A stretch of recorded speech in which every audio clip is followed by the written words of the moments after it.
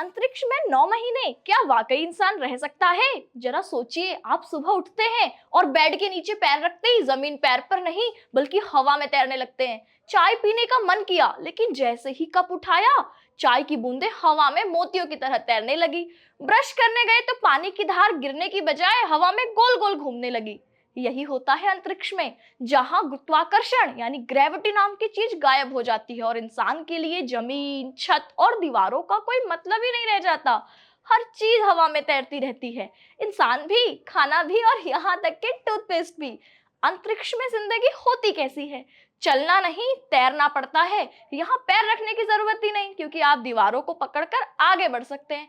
यहाँ सीधे खड़े रहने का भी कोई मतलब नहीं क्योंकि सिर नीचे और पैर ऊपर हो सकते हैं। खाना, हाँ खाना उड़ता है और पानी भी उड़ता है। पृथ्वी पर आप चम्मच से चावल खा सकते हैं लेकिन अंतरिक्ष में चम्मच से खाना निकालते ही वो हवा में तैरने लगेगा। इसीलिए खाना खास पैकेट्स में पैक करके भेजा जाता है और उसे सीधे नली यानी ट्यूब से खाया जाता है। पानी भी बोतल से नहीं गिरता बल्कि हवा में छोटे छोटे बुलबुलों में तैरता रहता है। अच्छा, दिन में 16 बार सूरज उगता है और डूबता है। अंतरिक्ष स्टेशन हर 90 मिनट में पृथ्वी का एक चक्कर लगाता है, यानी वहां एक दिन में 16 बार सूर्योदय और सूर्यास्त होता है।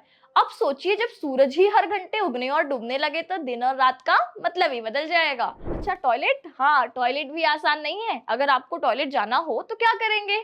देखो, वहां पानी तो गिरता नहीं, तैरता है। इसीलिए वहां एक खास वैक्यूम टॉयलेट होता है जिसमें एक सक्शन पंप होता है, वैक्यूम सक्शन होता है जो सब कुछ खींचकर सही जगह पर रखता है।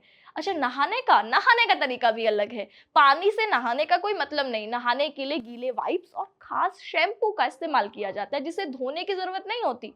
अच्छा, वहां एक्सरसाइज भी बहुत जरूरी है, वरना शरीर जवाब दे देगा। क्योंकि गुरुत्वाकर्षण तो है नहीं, तो मांसपेशियां धीरे धीरे कमजोर होने लगती हैं और जो हड्डियां हैं वो कैल्शियम खोने लगती हैं।